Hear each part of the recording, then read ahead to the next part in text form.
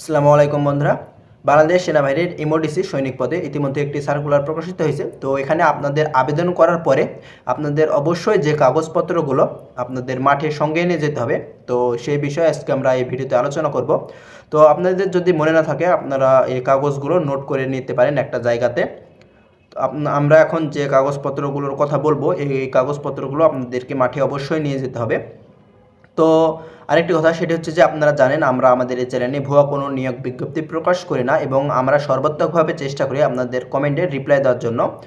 তো ভিডিওটি শুরু করার আগে বরাবরের মতো একটি রিকোয়েস্ট, তো যারা এখনও আমাদের এই চ্যানেলটি সাবস্ক্রাইব করেননি তারা আমাদের এই চ্যানেলটি সাবস্ক্রাইব করে আমাদের সঙ্গে থাকবেন বিভিন্ন চাকরির সাজেশন এবং বিভিন্ন চাকরির আপডেট পেতে। তো চলুন শুরু করা যাক। এখানে আপনাদের আবেদন করার পরে অবশ্যই যে কাগজপত্রগুলো সঙ্গে নিয়ে যেতে হবে সেটি হচ্ছে যে 1 নম্বরে আপনাদের শিক্ষাগত যোগ্যতার মূল সনদপত্র বা মার্কশিট। মূল সনদপত্র বলতে আপনাদের যে সার্টিফিকেট রয়েছে সেটি। তো আপনারা অবশ্যই এগুলো মূল সার্টিফিকেট এবং আপনাদের এই মূল সার্টিফিকেট এবং মার্কশিটের অবশ্যই ফটোকপি করে সত্যায়িত সঙ্গে নিয়ে যাবেন এবং আপনারা ফটোকপি করে অবশ্যই সত্যায়িত করবেন।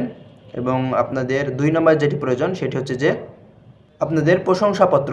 আপনারা যে শিক্ষা প্রতিষ্ঠান স্কুল বা মাদ্রাসা থেকে এসএসসি পাস করেছেন সেই স্কুল বা মাদ্রাসা থেকে আপনাদের প্রতিষ্ঠানের প্রধান কর্তৃক বা হেডমাস্টার আপনাদের যে স্থায়ী ঠিকানা এবং আপনাদের যে জন্ম তারিখ সম্বলিত একটি প্রশংসাপত্র দিয়ে থাকে সেই প্রশংসাপত্র অবশ্যই আপনারা মূল সনদপত্র সঙ্গে নিয়ে যাবেন এবং এই মূল সনদপত্রের ফটোকপি করে অবশ্যই সত্যায়িত করে নিয়ে যাবেন।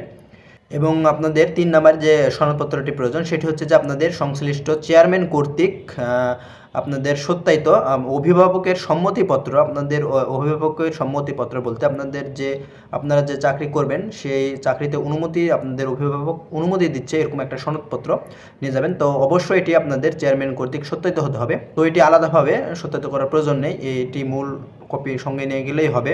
এবং আপনাদের 4 নম্বরে যেটি প্রয়োজন সেটি হচ্ছে যে আপনাদের ইউনিয়ন বা পৌরসভা কর্তৃক আপনাদের যে নাগরিক সনদপত্র এবং চারিত্রিক সনদপত্র রয়েছে সেটির মূল কপি অবশ্যই এটি চেয়ারম্যান দ্বারা সত্যায়িত হতে হবে, চেয়ারম্যান কর্তৃক সত্যায়িত করে নিয়ে যাবেন। তো এটি আপনাদের আলাদাভাবে ফটোকপি করার প্রয়োজন নেই।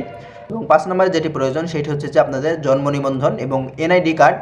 তো আপনারা এগুলো অবশ্যই মূল কপি সঙ্গে নিয়ে যাবেন এবং এগুলোর আপনাদের এনআইডি কার্ড এবং জন্ম নিবন্ধনের ফটোকপি করে অবশ্যই সত্যায়িত করে নিয়ে যাবেন।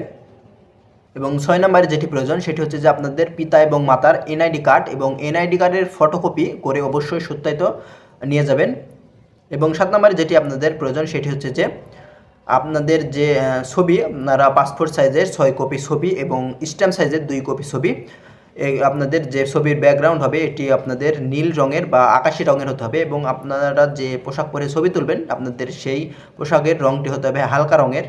তো এখানে আপনাদের পাসপোর্ট সাইজের 6 কপি ছবি এবং স্ট্যাম্প সাইজের 2 কপি ছবি নিয়ে যেতে হবে। এবং 8 নম্বর যে জিনিসপত্রগুলো নিয়ে যাবেন সেটি হচ্ছে যে আপনাদের কলম, পেন্সিল, স্কেল, জ্যামিতি বক্স এবং ক্লিপবোর্ড অবশ্যই আপনারা সঙ্গে নিয়ে যাবেন। এবং সর্বশেষ এবং 9 নম্বর যেটি প্রয়োজন আপনাদের সেটি হচ্ছে যে আপনাদের যাদের উপজাতি কোটা রয়েছে আপনাদের উপজাতি সনদপত্র যে সনদপত্র রয়েছে সেটি আপনাদের অবশ্যই আপনাদের রাজা কর্তৃক বা ইউনিয়ন পরিষদ বা পৌরসভা কর্তৃক যে আপনাদের উপজাতি সনদপত্র দিয়ে থাকে সেই সনদপত্রের মূল কপি এবং আপনারা সেই সনদপত্রের অবশ্যই ফটোকপি করে সত্যায়িত করে নিয়ে যাবেন।